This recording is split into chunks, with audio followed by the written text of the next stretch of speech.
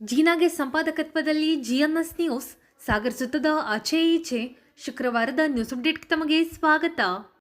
ಮುಖ್ಯಾಂಶಗಳು.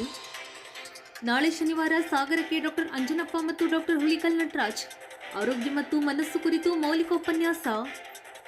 ಆಗಸ್ಟ್ 11ರಂದು ಶಂಕರಮಠದಲ್ಲಿ ಬ್ರಾಹ್ಮಣರಿಗೆ ಬ್ರಾಹ್ಮಣ ಅಭಿವೃದ್ಧಿ ಮಂಡಳಿಯಿಂದ ಸಿಗುವ ಸೌಲಭ್ಯ ಕುರಿತು ಮಾಹಿತಿ ಕಾರ್ಯಾಗಾರ. ಬ್ರಾಹ್ಮಣ ಅಭಿವೃದ್ಧಿ ಮಂಡಳಿ ಅಧ್ಯಕ್ಷರಿಂದ ಉದ್ಘಾಟನೆ ಮತ್ತು ಸರ್ಕಾರದಿಂದ ನಾಮನಿರ್ದೇಶನಗೊಂಡ ಸಮುದಾಯದ ಪ್ರಮುಖರಿಗೆ ಅಭಿನಂದನೆ. ತ್ಯಾಗರ್ತಿಯಲ್ಲಿ ಮಹಿಳೆಯರು ಮತ್ತು ಮಕ್ಕಳ ಮೇಲಿನ ಲೈಂಗಿಕ ದೌರ್ಜನ್ಯ ಕುರಿತು ಕಾನೂನು ಅರಿವು. ಇದು ಸುದ್ದಿಯ ವಿವರ. ಸಾಗರ ತಾಲೂಕು ಕನ್ನಡ ಸಾಹಿತ್ಯ ಪರಿಷತ್ ವತಿಯಿಂದ ಆಗಸ್ಟ್ 10ರ ಶನಿವಾರ ಸಂಜೆ 6ಕ್ಕೆ ಅಜಿತ ಸಭಾಭವನದಲ್ಲಿ ಆರೋಗ್ಯ ಮತ್ತು ಮನಸ್ಸು ಕುರಿತು ವಿಶೇಷ ಉಪನ್ಯಾಸ ಕಾರ್ಯಕ್ರಮವನ್ನು ಹಮ್ಮಿಕೊಳ್ಳಲಾಗಿದೆ ಎಂದು ಕನ್ನಡ ಸಾಹಿತ್ಯ ಪರಿಷತ್ ಅಧ್ಯಕ್ಷ ವಿ.ಟಿ. ಸ್ವಾಮಿ ತಿಳಿಸಿದರು. ಈ ಕುರಿತು ಮಾತನಾಡಿದ ಅವರು, ಸ್ವಾಮಿ ಸಾಗರ ತಾಲೂಕು ಕನ್ನಡ ಸಾಹಿತ್ಯ ಪರಿಷತ್ತಿನ ಅಧ್ಯಕ್ಷರು, ಎಲ್ಲ ಮಲೆನಾಡಿನ ಜನತೆಗೆ ವಿಶೇಷವಾದ ಕಾರ್ಯಕ್ರಮವನ್ನು ಇದೇ ಆಗಸ್ಟ್ 10ರಂದು ಸಂಜೆ 6 ಗಂಟೆಗೆ ಸಾಗರದ ಅಜಿತ್ ಸಭಾಂಗಣ ಸೇವಾ ಸಾಗರ ಶಾಲೆಯಲ್ಲಿ ಆಯೋಜನೆ ಮಾಡಿದ್ವಿ. ವಿಶೇಷವಾಗಿ ನಾವು ಇವತ್ತು ಆರೋಗ್ಯದ ಬಗ್ಗೆ ಸಾಕಷ್ಟು ತಲ್ಲಣಗಳು ನಮ್ಮ ಎದುರಿಗೆ ಇದ್ದಾವೆ. ಹಾಗಾಗಿ ಆರೋಗ್ಯದ ಆತಂಕದಲ್ಲಿರುವಂಥ ಈ ಸುಸಂದರ್ಭದಲ್ಲಿ ರಾಷ್ಟ್ರ ಮತ್ತು ನಾಡಿನ ಹೆಸರಾಂತ ವೈದ್ಯರಾಗಿರುವಂಥ ಡಾಕ್ಟರ್ ಅಂಜನಪ್ಪ ಅವರು ಸಾಗರಕ್ಕೆ ಬರ್ತಾ ಇದ್ದಾರೆ. ಅವರ ಆರೋಗ್ಯದ ಬಗ್ಗೆ ಸಾಕಷ್ಟು ವಿಷಯಗಳನ್ನು ನಿಮ್ಮ ಜೊತೆಗೆ ಹಂಚ್ಕೊಳ್ತಾರೆ. ಹಾಗಾಗಿ ಆರೋಗ್ಯದಲ್ಲಿ ಆತಂಕವೇಕೆ ಅನ್ನುವ ವಿಷಯದ ಜೊತೆಗೆ ನಮ್ಮ ಆರೋಗ್ಯದಲ್ಲಿ ಕಂಡುಬರ್ತಕ್ಕಂಥ ಅನೇಕ ವಿಷಯಗಳ ಬಗ್ಗೆ ನಿಮ್ಮ ಜೊತೆಗೆ ಸಂವಾದವನ್ನು ಸಹ ಮಾಡ್ತಾ ಇದ್ದಾರೆ. ಹಾಗಾಗಿ ತಾವೆಲ್ಲರೂ ಸಹ ಬನ್ನಿ, ನಮ್ಮ ಆರೋಗ್ಯ ನಮ್ಮ ಕೈಯಲ್ಲಿದೆ. ಆ ನಿಟ್ಟಿನಲ್ಲಿ ತಾವು ಈ ಬಗ್ಗೆ ಗಮನ ಹರಿಸಿ ಅಂತೇಳಿ ತಾವು ವಿನಂತಿಸ್ಕೊಳ್ತಾ ಇದ್ದೀನಿ. ಶನಿವಾರ ಸಂಜೆ 6 ಗಂಟೆಗೆ ಸರಿಯಾಗಿ ಸಾಗರದ ಸೇವಾ ಸಾಗರ ಶಾಲೆಯ ಅಜಿತ್ ಸಭಾಂಗಣದಲ್ಲಿ ನೆರವೇರಲಿದೆ. ಅದರ ಜೊತೆಯಲ್ಲಿ ನಾಡಿನ ಹೆಸರಾಂತ ವೈಜ್ಞಾನಿಕ ಚಿಂತಕರಾದ ಮನದ ಮಾಂತ್ರಿಕರ ಎನಿಸಿರುವಂತಹ ಡಾಕ್ಟರ್ ಹುಲಿಕಲ್ ನಟರಾಜ್ ಸಹ ಮನಸ್ಸುಗಳ ಬಗ್ಗೆ ಮಾತನಾಡ್ತಾ ಇದ್ದಾರೆ.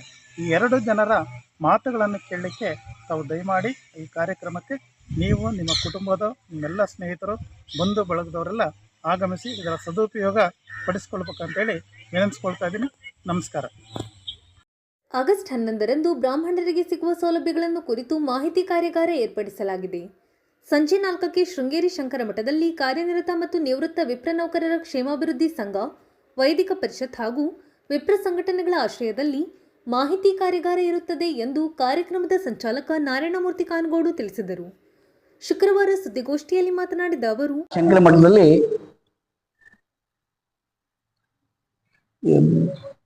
ಬ್ರಾಹ್ಮಣ ಅಭಿವೃದ್ಧಿ ನಿಗಮ ಅಂತ ಸಂಸ್ಥೆ ಸರ್ಕಾರದಿಂದ ಒಂದು ನಿಯುಕ್ತಿಗೊಂಡಿರ್ತಕ್ಕಂಥ ಸಂಸ್ಥೆ.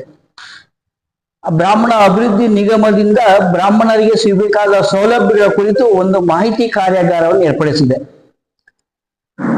ಆ ಮಾಹಿತಿ ಕೊಡುವವರು ಬ್ರಾಹ್ಮಣ ಅಭಿವೃದ್ಧಿ ನಿಗಮದ ಅಧ್ಯಕ್ಷರು ಅಸ್ಕೋಡ್ ಜಯಸಿಂಹ ಅವರು ಕಾರ್ಯಕ್ರಮ ಉದ್ಘಾಟನೆ ಮಾಡ್ತಾರೆ ಮತ್ತು ಕಾರ್ಯಾಗಾರದ ಉದ್ಘಾಟನೆ ಕೂಡ ಮಾಡ್ತಾರೆ.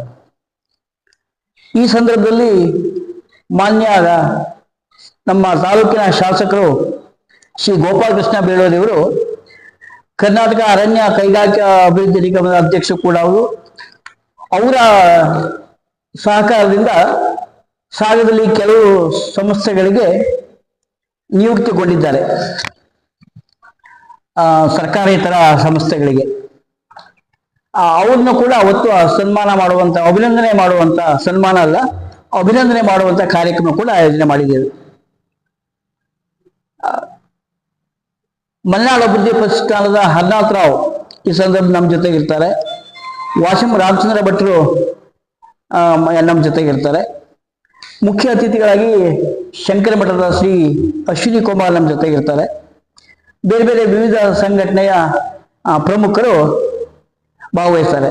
ವಿಶೇಷವಾಗಿ ಅಡಿಗೆ ಬಡಿಸುವವರು, ಅತ್ಯಂತ ಹಿಂದುಳಿದ ಬ್ರಾಹ್ಮಣ ಪಂಗಡದ ಸಮಾಜದ ಹಿಂದುಳಿದ ಯಾರಿದ್ದಾರೆ ಆರ್ಥಿಕವಾಗಿ, ಅವರಿಗೆ ಈ ಸೌಲಭ್ಯ ಸಿಗಬೇಕು ಹೇಳುವಂಥದ್ದು ಈ ಕಾರ್ಯಾಗಾರದ ಮುಖ್ಯ ಉದ್ದೇಶ.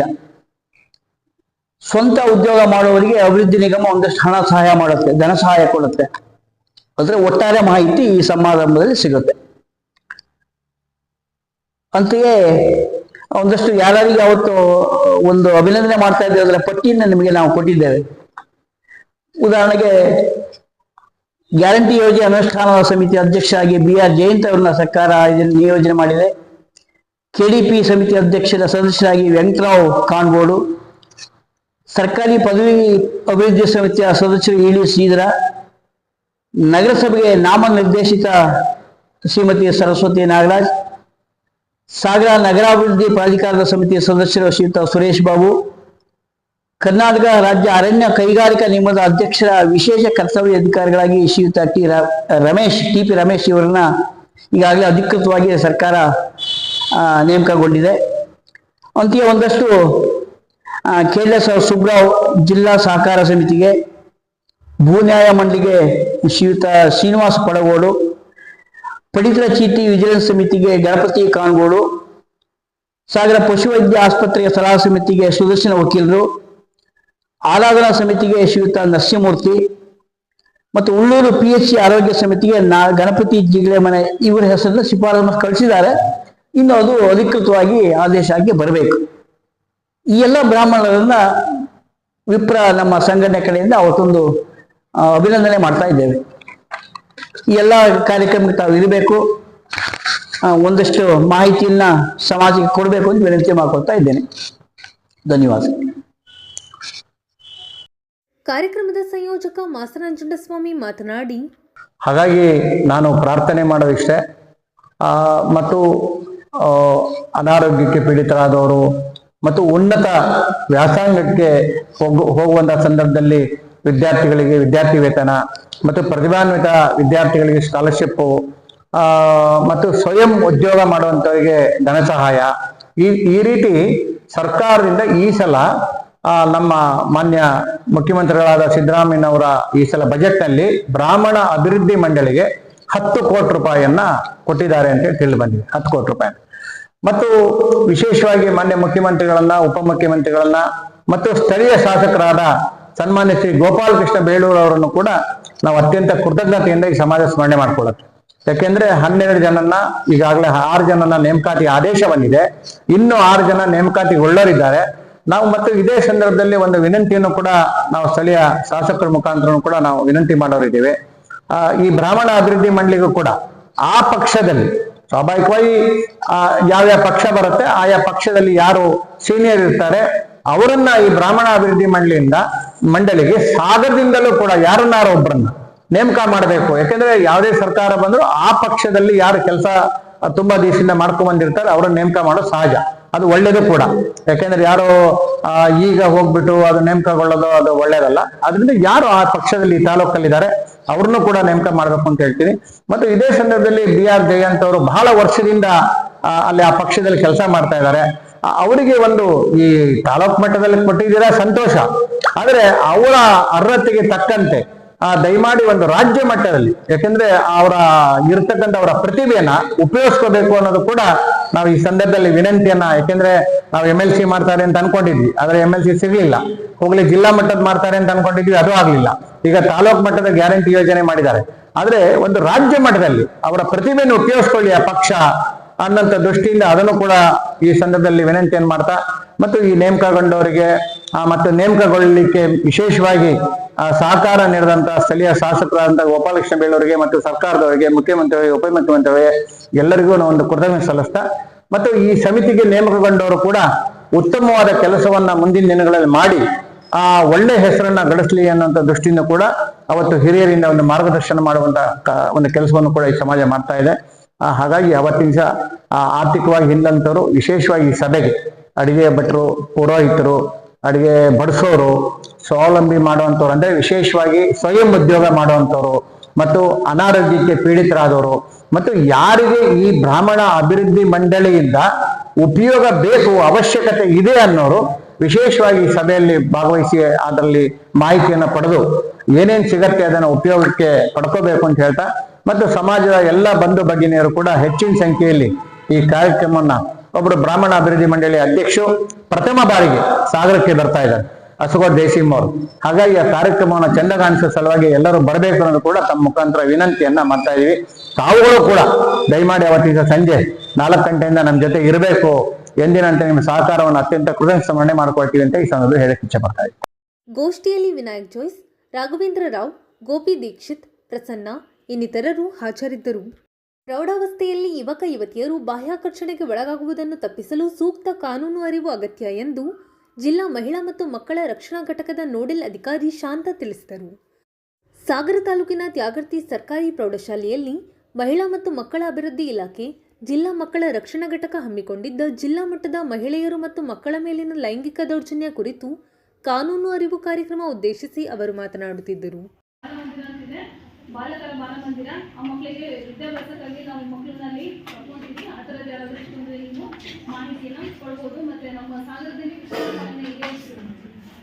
ಅದು ಫಲಾನುಭವಿಗಳು ನಾವು ಅನುದಾನವನ್ನು ಕೊಡ್ತೀವಿ. ತಂದೆ ತಾಯಿಗೆ ಇಲ್ಲಿ ಮಕ್ಕಳಿಗೆ ಗೊತ್ತಾಗಲ್ಲ ಕೇಳಿರಿ. ತಿಂಗಳಿಗೆ ಒಂದ್ಸತಿ ಮೆಡಿಸನನ್ನು ತೊಗೊಳ್ತಾರೆ.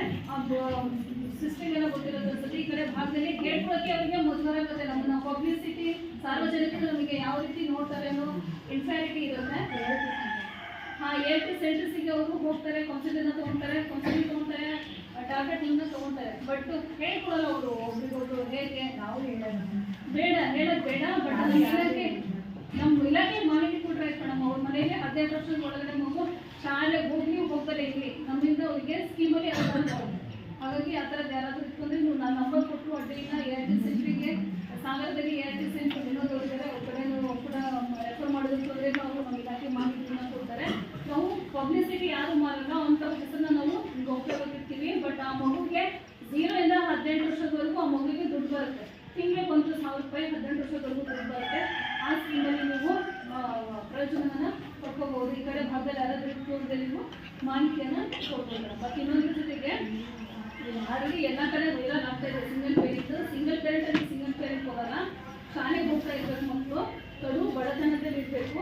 ತಂದೆ ತಾಯಿ ಯಾರಾದರೂ ತೀವ್ರತರ ಕಾಯಿಲೆಗಳಿಗೆ ಒಳಗಾಗಿರ್ಬೇಕು, ಅಥವಾ ತಂದೆ ಅಥವಾ ತಾಯಿ ಯಾರಾದರೂ ಒಬ್ಬರು ಜೈಲು ಪೇರೆಂಟ್ಸ್ ಆಗಿರ್ಬೇಕು. ಜೈಲಿಗೆ ಏನಾದರೂ ತಪ್ಪು ಮಾಡಿನೋ ಬೇರೆ ಮತ್ತೊಂದೇನೋ ಕಾರಣಕ್ಕೆ ಜೈಲಿಗೆ ಹೋಗಿರ್ತಾರೆ. ಅಂತಹ ಪೇರೆಂಟ್ಸ್ ಮಕ್ಕಳಿಗೆ ನಮ್ಮಲ್ಲಿ ಪ್ರಾಯೋಜಿತ ಯೋಜನೆ ಅಂತ ಹೇಳ್ತೀವಿ ನಾವು. ಆ ಸ್ಕೀಮಲ್ಲಿ ಆ ಮಗು 1 ವರ್ಷದವರೆಗೂ ಅನುದಾನವನ್ನು ನಾವು ಕೊಡ್ತೀವಿ. ಹೇಳಿದ ಅರ್ಥ ಆಯ್ತಾ? ಇದು ಅರ್ಥ ಆಗಿಲ್ಲ ಅನ್ಕೊಳ್ತೀನಿ. ಪ್ರಾಯೋಜಿತ ಅಂತ ನಮ್ಮಲ್ಲಿ 1-2 ಸ್ಕೀಮ್ ಇರಬಹುದು. HIV AIDS ಗೊತ್ತಾಗಿರುವಂತಹ ಬೇರೆ ಪೋಷಕರ ಮಕ್ಕಳಿಗೆ ಕೊಡೋದು ಇನ್ನೊಂದು ಪ್ರಾಯೋಜಿತ ಮಕ್ಕಳು ಅಂತ ಹೇಳಿದ್ವಿ. ತಂದೆ ತಾಯಿ ತೀವ್ರತರ ಕಾಯಿಲೆಗಳಿಗೆ ಒಳಗಾಗಿರ್ಬೇಕು, ಅಥವಾ ಜೈಲಿಗೆ ಏನಾದರೂ ಅಪರಾಧಕ್ಕೆ ಜೈಲಲ್ಲಿ ಹೋಗಿರುವಂತಹ ಪೇರೆಂಟ್ಸ್ ಆಗಿರ್ಬೋದು, ಮಾರಕ ಕಾಯಿಲೆಗಳಿಗೆ ಒಳಗಾಗಿರುವಂತಹ ಪೇರೆಂಟ್ಸ್ ಆಗಿರ್ಬೋದು, ಅಥವಾ ತಂದೆ ತಾಯಿ ಇಬ್ಬರು ಇಲ್ಲ ಅಜ್ಜನ ಜೊತೆ ಬೆಳೀತಾ ಇದ್ದಾರೆ ಅಂತ ಪೇರೆಂಟ್ಸ್ ಮಕ್ಕಳಿಗೆ ನಾವು ಆ ಮಕ್ಕಳು 18 ವರ್ಷದ ಒಳಗಡೆ ಇರಬೇಕು, ಕಡ್ಡಾಯವಾಗಿ ಶಾಲೆಗೆ ಹೋಗ್ತಾ ಇರಬೇಕು. ಅಂತಹ ಮಕ್ಕಳಿಗೆ ನಾವು ತಿಂಗಳಿಗೆ 4,000 ರೂಪಾಯಿ ಅಂತಾನೆ ಒಂದು ವರ್ಷ ನಾವು ಓದಲಿಕ್ಕೆ ಅವಕಾಶಕ್ಕಾಗಿ ನಾವು ಅನುದಾನವನ್ನು ನಾವು ನಮ್ಮ ಇಲಾಖೆಯಿಂದ ಕೊಡ್ತೀವಿ. ಹೇಳ್ತೀವ ನಾವು ಇಲ್ಲ ಅಲ್ವಾ? ನಮ್ಮಲ್ಲಿ ಏನಿದೆ ಟ್ಯಾಲೆಂಟ್ ಅನ್ನೋದು ನಾವು ಆಟದ ರೂಪದಲ್ಲಿ ಅಥವಾ ಸಂಗೀತದ ರೂಪ ನಮ್ಮಲ್ಲಿ ಏನು ಟ್ಯಾಲೆಂಟ್ ಇರೋದು ನಾವು ಹೊರಗೆ ಹಾಕ್ತೀವಿ. ಹೌದಾ? ಅದಕ್ಕೆ ಮಕ್ಕಳಿಗೂ ಸಹ ಹಕ್ಕುಗಳನ್ನು ಇದೆ. ಬದುಕುವ ಹಕ್ಕು, ರಕ್ಷಣೆ ಹಕ್ಕು, ಅಭಿವೃದ್ಧಿ ಹಾಗೂ ವಿಕಾಸ ಹೊಂದುವ ಹಕ್ಕು, ಇನ್ನೊಂದು ಭಾಗವಹಿಸುವಿಕೆಯ ಹಕ್ಕು. 4 ಹಕ್ಕುಗಳು ನಮಗೆ ವಿಶ್ವಸಂಸ್ಥೆ ಮಕ್ಕಳಿಗೂ ಹಕ್ಕುಗಳು ಬೇಕು ಅಂತ ಹೇಳ್ಬಿಟ್ಟು 4 ಹಕ್ಕುಗಳನ್ನ ಮಾಡಿದೆ. ಆಯ್ತಾ? ಅರ್ಥ ಆಯ್ತಾ? ಫಾಸ್ಟ್ ಆಗಿ ಹೇಳ್ತೀನಿ ಮಕ್ಕಳು. ಏನಾದರೂ ನಿಮಗೆ ಗೊತ್ತಾಗಿಲ್ಲ ಅಂದ್ರೆ ಲಾಸ್ಟ್ ಪ್ರಶ್ನೆಗಳಿದೆ. ಲಾಸ್ಟ್ ಅಲ್ಲಿ ನಾನು ಒಂದು ಸ್ಕೂಲಲ್ಲಿ ಪ್ರೋಗ್ರಾಮ್ ಮಾಡಿದಾಗ ಮಕ್ಕಳಿಗೆ ಸಾಕಷ್ಟು ಸಮಸ್ಯೆಗಳಿತ್ತು. ಬಟ್ ಅವರು ಓಪನ್ ಆಗಿ ಹೇಳ್ಕೊಳಕ್ಕಾಗಲಿಲ್ಲ. ಆ ನಂತರದಲ್ಲಿ ಅವರು ಚೀಟಿ ಮೂಲಕ ತಮ್ಮ ಸಂಸಾರವನ್ನು ಬರ್ಕೊಂಡ್ರು. ಮತ್ತೆ ಲಾಸ್ಟ್ ಅಲ್ಲೂ ಕೂಡ ಹೇಳಿ ಈ ತರ ಇದೆ, ನಮ್ಮ ಭಾಗದಲ್ಲಿ ಈ ತರ ಇದೆ, ಏನ್ ಮಾಡ್ಬೇಕು ಅಂತ ಹೇಳ್ಬಿಟ್ಟು ಪ್ರಶ್ನೆಗಳನ್ನ ಕೇಳಿ ಅದಕ್ಕೆ ಪರಿಹಾರವನ್ನ ಕಂಡುಕೊಂಡ್ರು. ನೀವೇನಾದ್ರು ಸಮಸ್ಯೆ ನಿಮಗೆ ಏನಾದ್ರು ನಾನು ಮಾತಾಡ್ತಾ ನಿಮ್ ಪ್ರಶ್ನೆಗಳನ್ನ ಇರ್ತಾ ಇತ್ತು ಅಂದ್ರೆ ನೀವು ನೇರವಾಗಿ ಕೇಳ್ಬೋದು. ಆಯ್ತಾ? ಈಗ ಸರ್ ಹೇಳಿದ್ರು ಬಾಲ್ಯ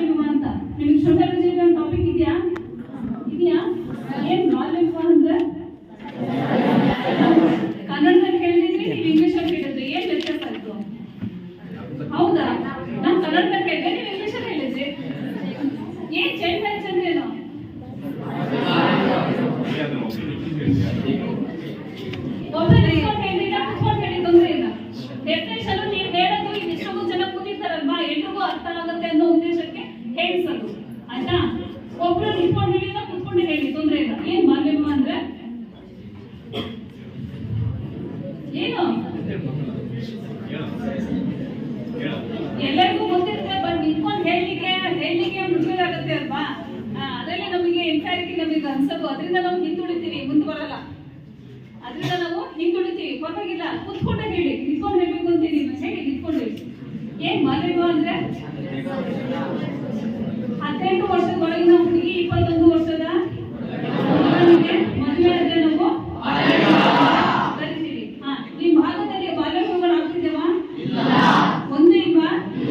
ಹೌದು. ಅದಕ್ಕೆ ನಮಗೆ ಈ ಕಡೆ ಭಾಗದಲ್ಲಿ ಯಾವುದೇ ರೀತಿ ಕೇಸ್ಗಳು ಬರ್ತಾ ಇಲ್ಲ. ಅದಕ್ಕೆ ನೀಲ್ ರಿಪೋರ್ಟ್ ಆಗಿರೋದು ಸಾಗರದ್ದು ಚೈಲ್ಡ್ ಮ್ಯಾರೇಜ್ ನಾವು ನೋಡಿದಾಗ ಪ್ರಗತಿದು ನೀಲ್ ರಿಪೋರ್ಟ್ ಆಗಿರೋದು. ಅದಕ್ಕೆ ಯಾಕಂದ್ರೆ ಈ ಕಡೆ ಭಾಗದಲ್ಲಿ ಆಗ್ತಿದ್ದಾರೆ, ಬಟ್ ಬೆಳಿಗ್ಗೆ ಆಗ್ತಿಲ್ಲ ಅಂತಲ್ಲ, ಆಗ್ತೇವೆ. ಚೈಲ್ಡ್ ಮ್ಯಾರೇಜ್ ಆಗ್ತೇವೆ, ಪೋಕ್ಸೋನು ಆಗ್ತೇವೆ, ಎಲ್ಲ ರೀತಿ ಪ್ರಕರಣಗಳು ಆಗ್ತೇವೆ, ಬಟ್ ಅವು ಬೆಳಕಿಗೆ ಬರ್ತಾ ಇಲ್ಲ. ಅದನ್ನೇ ಮುಚ್ಚುತ್ತವೆ. ನಮಗೆ ಯಾಕಪ್ಪ ಬೇಕು ಅಂದ್ಕೊಳ್ಳೋದು, ಸುಮ್ಮನಿರೋದು. ಜಾಗೃತಿಯಿಂದ 2 ವರ್ಷದ ಹಿಂದೆ ನಾನು ಇದರಿಂದನೇ 3-4 ಕೇಸು ಅಟೆಂಡ್ ಮಾಡಿದ್ದೆ. ಈಗ ಇತ್ತೀಚಿನ 1 ವರ್ಷದಿಂದ ಈ ಕಡೆ ಯಾವುದೇ ಪ್ರಕರಣಗಳು ಬೆಳಕಿಗೆ ಬರ್ತಾ ಇಲ್ಲ. ನಾವು ಕೇಳಿ ಮಕ್ಕಳೇ, ಅದು ನಮಗೆ ಮಾಹಿತಿ ಗೊತ್ತಿದ್ರು ನಾವು ಮಾಹಿತಿ ಹೇಳ್ದಲ್ಲೇ ಸುಮ್ಮನಿರ್ತೀವಲ್ಲ, ಅದು ದೊಡ್ಡ ಅಪರಾಧ. ಕಾನೂನಿನ ಪ್ರಕಾರ ಅದು ಮಾಹಿತಿ ಗೊತ್ತಿದ್ರು ನಾವು ಇಲಾಖೆಗಾಗಿರಲಿ ಯಾರಿಗೇ ಆಗಲಿ ಮಾಹಿತಿ ಹೇಳ್ದೇನೆ ನಾವು ಗೌಪ್ಯವಾಗಿರೋದು ಅದು ಕಾನೂನಿನ ಪ್ರಕಾರ ದೊಡ್ಡ ಅಪರಾಧ. ನಮಗೆ ನಾವೇ ಮಾಡಿಕೊಡುವಂತಹ ಅದು ಮೋಸನೂ ಆಗುತ್ತೆ, ಅನ್ಯಾಯನೂ ಆಗುತ್ತೆ. ಈಗ ನಮ್ಮ ಶಾಲೆಯಲ್ಲಿ ಯಾವ್ದಾದ್ರು ಒಂದು ಹುಡುಗಿ ಶಾಲೆ ಬಿಟ್ಟಿದ್ದಾಳೆ, ಬರ್ತಾ ಇಲ್ಲ ಅಂದಾಗ ಏನಕ್ಕೆ ಅಂತ ನಮಗೆ ಇದನ್ನ ಗೊತ್ತಾಗುತ್ತಲ್ವಾ? ಶಾಲೆ ಬಿಡ್ಲಿಕ್ಕೆ ಅವ್ರ ಮನೇಲಿ 100 ಕಾರಣಗಳಿರ್ಬೋದು. ಬಡತನ ಇರ್ಬೋದು, ನಿರುದ್ಯೋಗ ಸಮಸ್ಯೆ ಇರ್ಬೋದು, ಅವ್ರ ತಂದೆ ತಾಯಿಗೆ ಬರೀ ಹೆಲ್ತ್ ಇಶ್ಯೂ ಇರ್ಬೋದು, ಆರೋಗ್ಯ ಸಮಸ್ಯೆ ಇರ್ಬೋದು. ಅವ್ರ ಮನೆಗಳಲ್ಲಿ 3-4 ಜನ ಹೆಣ್ಮಕ್ಳು ಇರ್ತಾರೆ. ದೊಡ್ಡ ಮಕ್ಕಳು SSLC ಓದಿರ್ತಾಳೆ ಅಥವಾ 9ನೇ ಕ್ಲಾಸ್ ಓದಿರ್ತಾಳೆ, ಶಾಲೆಗೆ ಮುಂದೆ ಓದ್ಸಕ್ ಆಗ್ತೇನೂ ಇರ್ಬೋದು. ಅಂತ ಸಂದರ್ಭದಲ್ಲಿ ಈ ಕಡೆ ಹಳ್ಳಿ ಭಾಗದಲ್ಲಿ ಹೆಚ್ಚು ಪ್ರಕರಣಗಳು ಇರ್ತವೆ, ಬಟ್ ಆ ಕಡೆ ಯಾವುದೇ ಪ್ರಕರಣಗಳು ಇದುವರೆಗೂ ಬೆಳಕಿಗೆ ಬಂದಿಲ್ಲ. ಈ ತರಗಳು ಬಂದಾಗ ನಿಮಗೆ ಗೊತ್ತಾಗತ್ತ, ಹುಡುಗಿ ಯಾಕೆ ಶಾಲೆ ಬಿಟ್ಟಿದ್ದಾಳೆ, ಯಾಕೆ ಶಾಲೆಗೆ ಬರ್ತಾ ಇಲ್ಲ ಗೊತ್ತಾಗುತ್ತಲ್ವಾ? ಜೊತೆಗಿರೋ ಫ್ರೆಂಡ್ಸಿಗೆ ಅವ್ರ ಮನೆಯಲ್ಲಿ ಬೇರೆ ಯಾವುದೇ ರೀತಿ ಸಮಸ್ಯೆ ಆಗಿರ್ಬೋದು. ಅವಾಗ ಕೇಳಿ ಯಾಕೆ ಏನು ಅಂತ ಗೊತ್ತಾದಾಗ ನಿಮಗೆ, ಇಲ್ಲ ಅವ್ರ ಮನೆಯಲ್ಲಿ 3-4 ಜನ ಹೆಣ್ಮಕ್ಳು ಇದ್ದಾರೆ, ಅವ್ರ ತಂದೆಗೇನೋ ಹುಷಾರಿಲ್ಲ, ಅಜ್ಜಿಗೇನೋ ಹುಷಾರಿಲ್ಲ, ಅಜ್ಜಿಯೇನು ಮದುವೆ ನೋಡ್ಬೇಕು ಅಂತ ಹೇಳಿ ಅರೇಂಜ್ ಮಾಡಿದ್ದಾರೆ. ಇಲ್ಲ ದೊಡ್ಡ ಮನೆ, ಈಗ ಹುಡುಗಿ ಮನೆಯಲ್ಲಿ ಬಡವರು ಇರ್ತಾರೆ, ದೊಡ್ಡ ಮನೆ ಯಾವುದೊಂದು ಶ್ರೀಮಂತ ಕುಟುಂಬದವ್ರು ಬಂದು ಒಳ್ಳೆ ಫ್ಯಾಮಿಲಿ ಇದೆ, ಒಳ್ಳೆ ಕುಟುಂಬಕ್ಕಿದೆ, ಆ ಕುಟುಂಬಕ್ಕೆ ನನ್ನ ಮಗಳು ಹೋದ್ರೆ ತುಂಬಾ ಚೆನ್ನಾಗಿರ್ತಾಳೆ ಅನ್ನೋ ಆಸೆಗಳು ಇರ್ತಾವೆ ತಂದೆ ತಾಯಿಗಳಿಗೆ. ಆ ಒಂದು ಹಿತದೃಷ್ಟಿಯಿಂದನೂ ತುಂಬಾ ಸಣ್ಣ ವಯಸ್ಸಿಗೆ ಮಕ್ಕಳಿಗೆ ಮದುವೆ ಮಾಡ್ಲಿಕ್ಕೆ ನೋಡ್ತಾರೆ. ಆ ಥರ ಪ್ರಯತ್ನಗಳು ಕಂಡು ಬಂದ್ರೆ ನಿಮ್ಮಲ್ಲಿ ನೀವು ಮಕ್ಕಳ ಸಹಾಯವಾಣಿ 1098 ನಂಬರ್ಗೆ ನೀವು ಮಾಹಿತಿಯನ್ನ ಹೇಳ್ಬೋದು. ನೀವು ಸಾಗರ ಟೀಚರ್ಸಿಗೆ ಹೇಳ್ಬೋದು, ಅಂಗನವಾಡಿ ಟೀಚರ್ಸಿಗೆ ಹೇಳ್ಬೋದು, ಯಾರಿಗಾದ್ರೂ ನೀವು ಮಾಹಿತಿಯನ್ನ ಕೊಡ್ಬೋದು. ಪ್ರೌಢಶಾಲಾ ಮುಖ್ಯ ಶಿಕ್ಷಕ BT ನಾಗರಾಜ್ ಕಾರ್ಯಕ್ರಮವನ್ನು ಉದ್ಘಾಟಿಸಿದರು.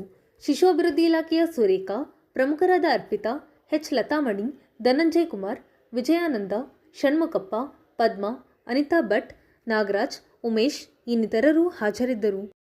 ಇದು ಶುಕ್ರವಾರದ ಸಮಗ್ರ ಸುದ್ದಿ. ನಿರಂತರ ಸುದ್ದಿಗಾಗಿ ನೋಡ್ತಾ ಇರಿ GNS ನ್ಯೂಸ್. ನಮಸ್ಕಾರ.